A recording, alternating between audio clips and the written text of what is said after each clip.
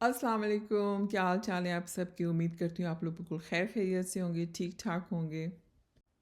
आप सब की तरह मैं भी कब से ये दुआ कर रही थी कि अल्लाह मुझे नसीब करे ज़ियारतों पे जाना, और शुक्र है कि ये दुआ आखिरकार मेरी पूरी हो गई है। एंड एज़ यूजुअल जाने से पहले मैंने यूट्यूब वगैरह पे देखना शुरू किया कि व्हाट टू एक्सपेक्ट। वैसे तो आप सुनते हैं, घर वाले लोग जा चुके हैं, लेकिन इंसान को होता है ना कि वीडियो से ज़रा ज़्यादा समझ आती है। तो मुझे औरतों के पर्सपेक्टिव से ऐसा कोई इतनी कोई ख़ास वीडियो मिली नहीं कि जिसमें उन्हें शेयर किया हो पूरी जो जर्नी है कि व्हाट टू एक्सपेक्ट एयरपोर्ट में, होटल में, बाहर क्या है। मतलब ज़ियारात के अलावा बाकी भी जो है, स्पेशली अगर आपके साथ कोई बुज़ुर्ग जा रहे हैं, आपके साथ बच्चे जा रहे हैं, 100 चीज़ें हैं। तो मैंने सोचा चलें जो मेरा पूरा एक्सपीरियंस है, किस तरह गए, कहाँ से गए, कहाँ ठहरे, क्या हुआ, क्या नहीं हुआ, मैं आप लोगों के साथ सारा इंशाल्लाह इस वीडियो में शेयर करूँगी। चलें जी, वीडियो शुरू करते हैं। आप मेक श्योर करें कि मेरे चैनल को सब्सक्राइब ज़रूर कर लें, वीडियो को लाइक ज़रूर कीजिएगा, और ये वाली वीडियो तो आपने लाजमी दूसरों के साथ शेयर करनी है ताकि वो ज़ियारत भी कर सकें, और जो मैं इसमें टिप्स शेयर करूँगी वो उनके काम भी आ सकें। सफ़र का आगाज़ हमारा हुआ था अमेरिका से। अमेरिका से हमारी फ़्लाइट थी डैलस से। डैलस से हम लोग गए थे अबू धाबी। वहाँ हम 1 हफ़्ता रहे थे। ये जो फिर फ़्लाइट थी हमारी, ये है दुबई एयरपोर्ट से बगदाद एयरपोर्ट की। जिस ग्रुप के साथ हम गए थे वो अमेरिका से डायरेक्ट बगदाद आए थे। हम लोगों ने दुबई से बगदाद की फ़्लाइट ली ताकि हम बगदाद एयरपोर्ट पे उनको जॉइन कर सकें। मेरी सबसे पहली टिप तो ये है कि अवॉइड करें बगदाद एयरपोर्ट जाना ही। आप नजफ़ एयरपोर्ट चले जाएँ, किसी भी और दूसरे एयरपोर्ट चले जाएँ। हमारा ये फ़र्स्ट टाइम था, वहाँ गए हैं तो पता चला है कि यूजुअली ही लोगों के लोग तंग करते हैं। शुक्र है हमारे साथ तो कोई इशू नहीं हुआ, लेकिन जो ग्रुप में लोग आए हुए थे, एक तो वैसे भी उनकी फ़्लाइट 2 घंटे डिले थी। हम रात को तकरीबन 12 बजे के करीब पहुँचे थे, 2 घंटे उनकी फ़्लाइट डिले थी। 2 घंटे के बाद जब वो पहुँच गए हैं तो ग्रुप में से 1-2 लोगों के पेपर वर्क और वीज़े में उन्होंने इशू पकड़ लिया था, और लॉन्ग स्टोरी शॉर्ट हम बगदाद एयरपोर्ट पे तकरीबन 6 घंटे बैठे रहे। तकरीबन रात 12 बजे से लेके सुबह 6 बजे। सुबह 6 बजे के करीब खुदा खुदा करके हम लोग एयरपोर्ट से रवाना हुए हैं। ग्रुप के साथ जब आप जाते हैं तो ट्रांसपोर्टेशन का, होटल का, मील वगैरह का बंदोबस्त यूजुअली वही लोग करते हैं। कासिम सुलेमानी को शहीद किया गया। आपके लेफ्ट हैंड पर ये लाल झंडे लगे हुए हैं दोनों तरफ, वही ऊपर है वो गाड़ियों का पूरा जोर रखा हुआ है अभी। ये आपके बाएं हाथ पे जहाँ पर जनाब कासिम सुलेमानी को शहीद किया गया था, ये मकाम है।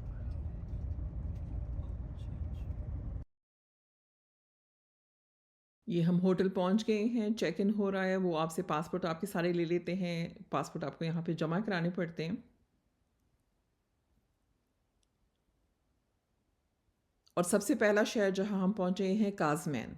बगदाद से हम काज़मैन पहुँचे हैं, और ये होटल काज़मैन में ही है। और इस होटल का नाम है फंदक बुर्ज अल जवाद। आई थिंक फंदक होटल को कहते हैं शायद।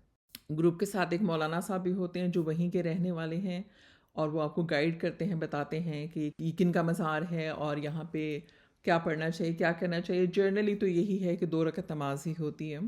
अगर उसके अलावा कुछ होता है तो फिर आपको बता देते हैं।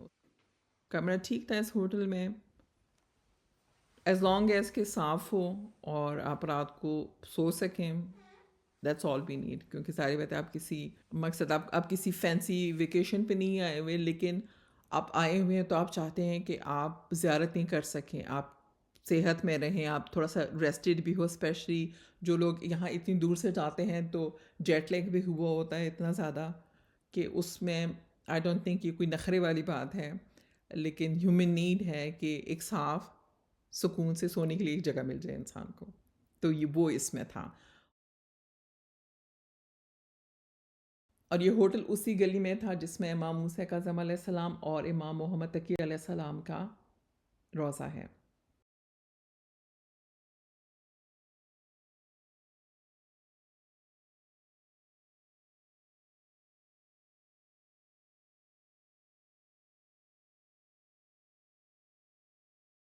बल्कि इस खिड़की से आप देख सकते हैं जो रोज़े के सामने मेन बड़ा सा अलम होता है ऊंचा, वो खिड़की के बिल्कुल सामने ही था। तो बस हम होटल पहुंचे हैं, सामान रखा है। इनिशियली तो प्लान ये था कि हम सुबह फजर की नमाज़ पढ़ने जाएंगे, लेकिन ऑफ कोर्स अब थोड़ा सा देर हो चुकी है, लेकिन हम ज़ियारत करने जा रहे हैं। और जैसे कि मैंने बताया कि यहाँ पे इमाम मूसा काज़म अलैहिस्सलाम और इमाम मोहम्मद तकी अलैहिस्सलाम की कब्रें मुबारक हैं। एक और अहम बात, पूरे इराक़ की जो ज़ियारत हैं उसमें से काज़मैनिक वो वाहिद जगह है जहाँ आपको अंदर फ़ोन ले जाने नहीं देते। चेकिंग तो हर जगह होती है, सिक्योरिटी वाले होते हैं, लेकिन आपको फ़ोन ले जाने दे देते हैं। काज़मैन में बिल्कुल नहीं ले जाने देते। पहला दिन था, पहली ज़ियारत थी, मुझे अंदाज़ा भी नहीं था। ख़ैर लेकिन फिर वो वहाँ पे अमानत में आपकी रखवा देते हैं, आपको एक चिट दे देते हैं जिस पे लिखा होता है आप जाएँ ज़ियारत करके, जब आप वापस निकलते हैं तो फिर आपका फ़ोन या जो भी चीज़ होती है वो आपको वापस मिल जाती है। और जितनी भी ज़ियारतों पे आप जाते हैं वहाँ औरतों की अलग एंट्री होती है, शूज़ की भी अलग जगह होती है, आप जूते बाहर वहाँ रखवा देते हैं, या अगर आपके पास कोई और चीज़ है। और बहुत अच्छा उन्होंने इंतज़ाम किया होता है, बहुत ऑर्गेनाइज़ तरीके से होता है, कोई मसला, कोई परेशानी, कोई चीज़ गुम नहीं होती, कुछ भी नहीं होता है। उसके बाद हम वापस आ गए होटल, लंच का टाइम हो चुका था। अगर आपसे फीका खाना नहीं खाया जाता तो मैं कहूँगी आप अपने साथ कोई हॉट सॉस की बोतल लेकर जाइएगा, क्योंकि इराक़, ईरान या इस तरह के मुल्कों में जनरली ये लोग लाल मिर्ची और इस तरह की चीज़ें नहीं खाते, तो खाना आपको थोड़ा-सा फीका लगेगा। और ये लोग चीज़ बहुत खाते हैं, तो मुझे तो चीज़ पसंद है, as long as I have cheese और कोई रोटी ब्रेड तो बस शुक्र है अल्लाह का, अल्हम्दुलिल्लाह। लंच करके फिर हम लोग निकले हैं बलद की तरफ। यहाँ पे रोज़ा है सैयद मोहम्मद इब्न हादी का।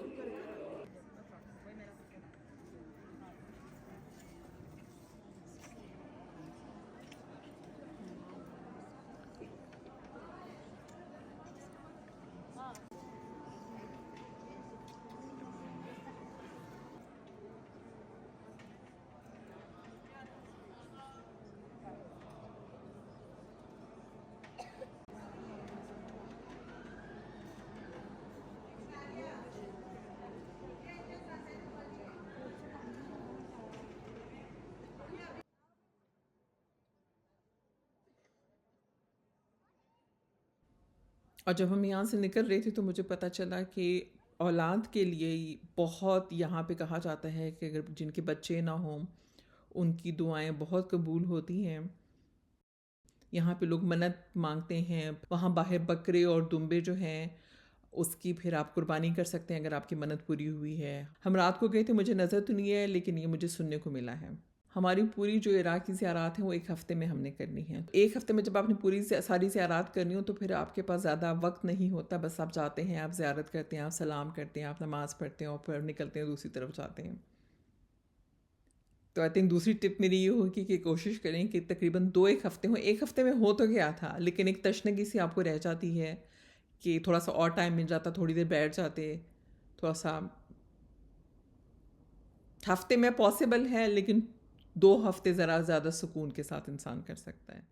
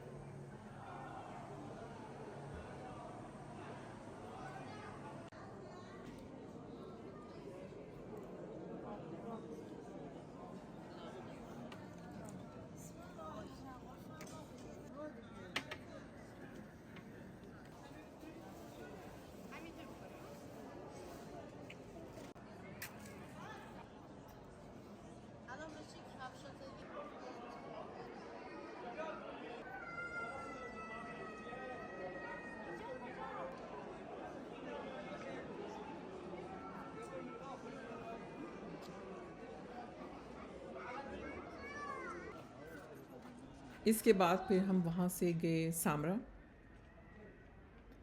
सामरा में सिक्योरिटी के वजह से हालात कुछ इस तरह के हैं कि आपको किसी ग्रुप के साथ ही जाना पड़ता है या कुछ लोग मिल के हों, अकेले जाना आई थिंक अलाउड ही नहीं है, लेकिन रिकमेंडेड बिल्कुल भी नहीं है। जब हमारी बस वहाँ पे पहुँची है, बस जहाँ पे आपको उतार देती है, वहाँ से आप वैन्स होती हैं जो हर थोड़ी देर बाद भर भर के जा रही होती हैं। आप उस वैन में बैठते हैं जो आपको वहाँ दरवाजे के सामने उतार देते हैं। अपनी तरफ से जुमला मोमिनीन मोमिनात की तरफ से खुरबतन खौफा। पर 25 1 और घंटे 26 के बाद आप लोग यहाँ जाएं, गाड़ी पे बैठेंगे, एक साथ आए प्लीज। और जो लेडीज अंदर चली गई उनको भी साथ ले लीजिएगा। जहरान भी अच्छा, आप ये ज़रा 1 घंटे बाद यहाँ नमाज ज़रा प्लीज़ दोबारा रिपीट करें कितनी 2 रकत नमाज इमाम नकी अलैहिस्सलाम, 2 रकत नमाज इमाम अस्करी, 2 रकत नमाज इमाम ज़मान अलैहिस्सलाम और 2 रकत नमाज हकीमा खातून व नरजिस खातून। मुश्तरका, ठीक है। एंड जब लेडीज़ की तरफ से जाते हैं तो पहले किसकी? राइट पे नरजिस खातून सबसे पहले आपको देखिए कब्र से है। हाँ, ये आप राइट पे जाएंगे, नरजिस खातून, इमाम अस्करी, इमाम नकी और इधर जो है हकीमा हाँ। खातून की कब्र होता है। ठीक, सही।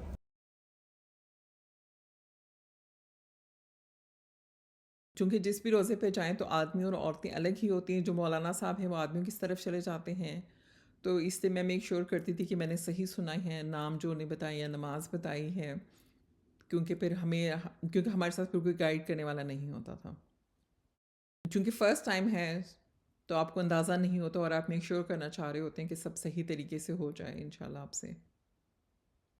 और यहाँ सामरा में एक ही जगह पे रोज़ा है इमाम नकी अलैहिस्सलाम का, इमाम हसन अस्करी अलैहिस्सलाम का, बीबी नरजस खातून का, बीबी हकीमा खातून का, और यहीं पे मकाम इमाम ज़माना भी है जो जहाँ उनकी जो जाए ग़ीबत है वो भी यहीं पे है। तो पहले अंदर हम जाते हैं, ज़ियारत करते हैं, नमाज़ पढ़ते हैं।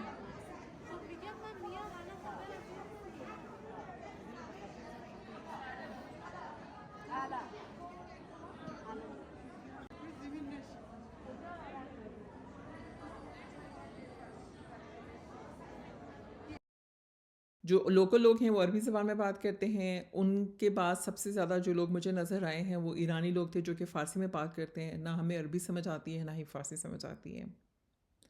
ये अलग बात है कि वो आपको देख के जो है अरबी में भी बात करने की कोशिश कर रहे थे। स्पेशली ईरानी औरतें जो थी उनको बहुत ज़्यादा शायद पता नहीं क्यों लगता था कि मैं ईरानी हूँ, तो वो फ़ारसी में शुरू हो जाते थे और हमारी फ़ारसी तो कुछ भी नहीं है। और वो इतनी क्यूट होती थी कि आप उनसे कहो भी कि नहीं आ रही समझ या सिर्फ उर्दू आती है, इंग्लिश आती है, वो फिर भी अपना कुछ ना कुछ लगी होती थी, आपको बता रही होती थी।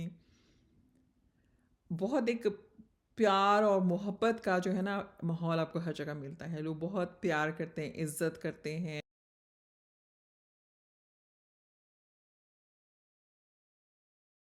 हर मज़ार रोज़ा एक से बढ़कर एक माशाल्लाह इतने खूबसूरत और इतना सुकून। तो दिल करता है इधर ही बैठ जाएँ और घर वापस ना जाएँ। और फिर आवाज़ आती थी दूसरी तरफ से कि वो हमारे ग्रुप वाले लोग चले निकले। और मैं अपना नमाज और ज़ियारत करते बस निकलते ही वीडियो बनाती थी, क्योंकि बिल्कुल भी टाइम नहीं होता था, क्योंकि आप ग्रुप के साथ आए हुए हैं, आपने उनके साथ ही निकलना होता है। ये हम फिगर आउट कर रहे हैं कि जो मकाम इमाम ज़माना है, जो जाए ग़ीबत है, वहाँ कहाँ से पहुँचा जाए। पहले तो हमारे यहाँ नीचे तो काफ़ी सारी औरतें जो थीं वो रात का वक्त है तो सो रही हैं। फिर हम ऊपर गए हैं और ये वाला जो है पर्दा, इससे आप अंदर जाते हैं, कुछ सीढ़ियाँ हैं, वो उतर के फिर आप नीचे जाके पहुँचेंगे। मैं आपको दिखाती हूँ। पर्दा नहीं है, ये वाला पर्दा है। हाँ, लेफ्ट साइड पे उन्होंने कहा था हम सीधे ही चले गए, हमसे भी गलती हुई है।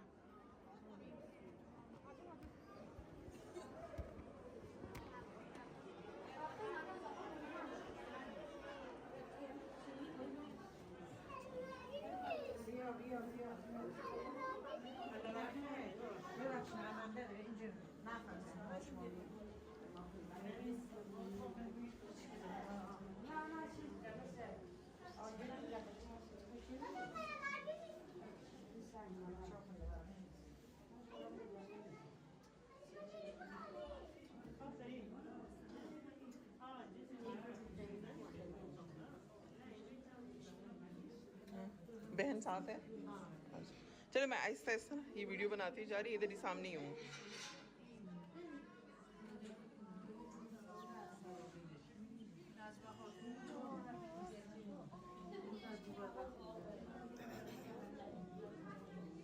अभी और भी सीढ़ियाँ हैं, अभी और सीढ़ियाँ हैं।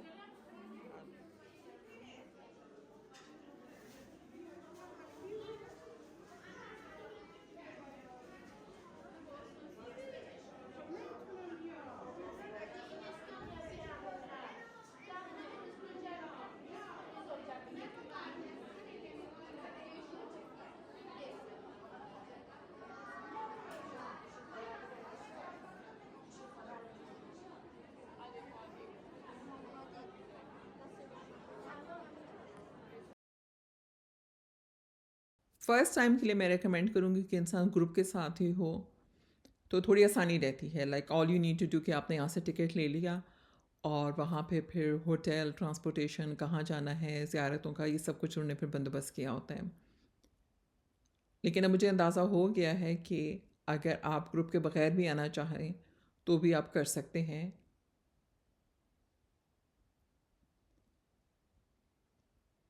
बहुत ज़्यादा वहाँ पे पाकिस्तान के, इंडिया के उलमा हैं, मौलाना साहिबान हैं जो पढ़ने आए हुए हैं, जो वहाँ पे रहते हैं।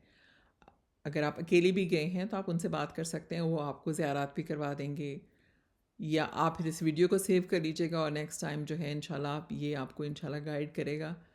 मैं अपने लिए भी ये सेव की, मैं अपने लिए भी बनाई है कि नेक्स्ट टाइम, क्योंकि ज़ाहिर बात है इंशाल्लाह दोबारा जाना है, तो फिर अब मुझे अंदाज़ा होगा कि हाँ कहाँ गए थे, क्या था क्या नहीं था, किस वक्त जाना चाहिए था, कितनी देर के लिए वहाँ जाना चाहिए था।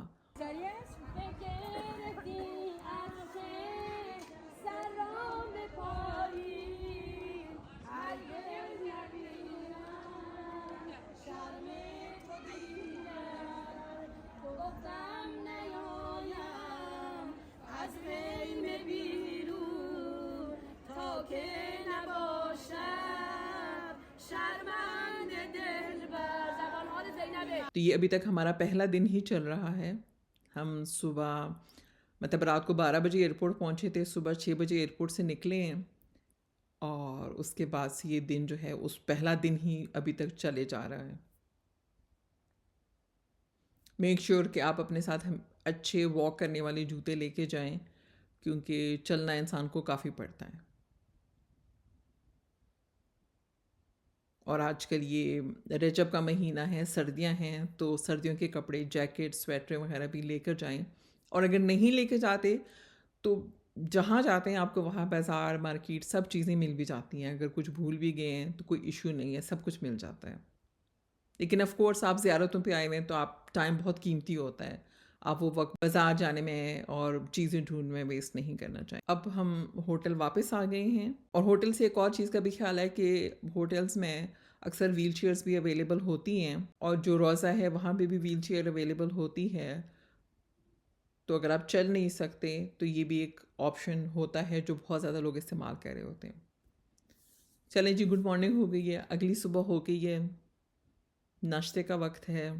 काफ़ी गोश्त वाली चीज़ें थी, मुझे तो इतना शौक़ नहीं था उनका, बस मैंने अपना चीज़ एंड ब्रेड ही लिया है। नाश्ते के बाद अब हम इस होटल से चेकआउट करने लगे हैं। सबका सामान शामान नीचे आ गया है और बाहर गाड़ी का वेट कर रहे हैं। गाड़ी भी आ गई है। तो ये है रोज़ा इमाम मूसा काज़िम अलैहिस्सलाम का। ये सामने उनका अलम है और अलम के बिल्कुल सामने ये होटल था, तो बिल्कुल वॉकिंग डिस्टेंस पे था। लेकिन बस हमारा यहाँ पे एक ही दिन था, आज दूसरे दिन है और दूसरे दिन हम यहाँ से चेकआउट करके बस में निकल गए हैं। में तमाम चीज़ें थी, तमाम मुश्किलात के साथ इमाम काज़िम का जनाजा यहीं पर पड़ा रहा। उसके बाद चाहने वालों ने इमाम के जनाजे को यहाँ से उठाया, हथकड़ियों, बोरियों और लंगर को जुदा किया। उसके बाद इमाम को इमाम के मरकत के पास ले जाके दफन कर दिया। हम लोग अभी उसी पुल के ऊपर से गुजर रहे हैं जिसने इमाम काज़िम, पुल इमाम काज़िम कहा जाता है। ये देख लें, यहीं के ऊपर 3 दिन आपके राइट हैंड में 3 दिन तक इमाम का जनाजा यहीं पड़ा रहा।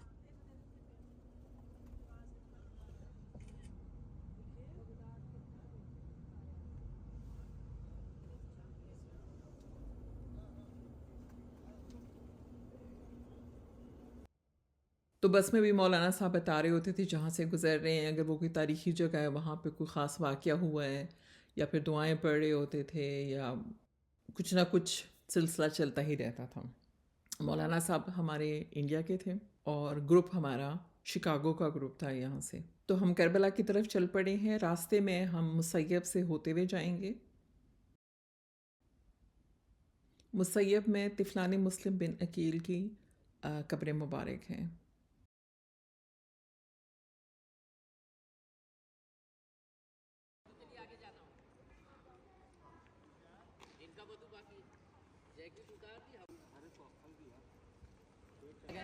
पहली कब्र मुताहर जनाबे मोहम्मद की है, उसके बाद दूसरी कब्र जनाबे इब्राहिम की। ज़ियारत पढ़ता हूँ आपकी तरफ से, अपनी तरफ से, जुमला मोमिन मोमिनात की तरफ से कुर्बतन इल्लल्लाह। अस्सलाम।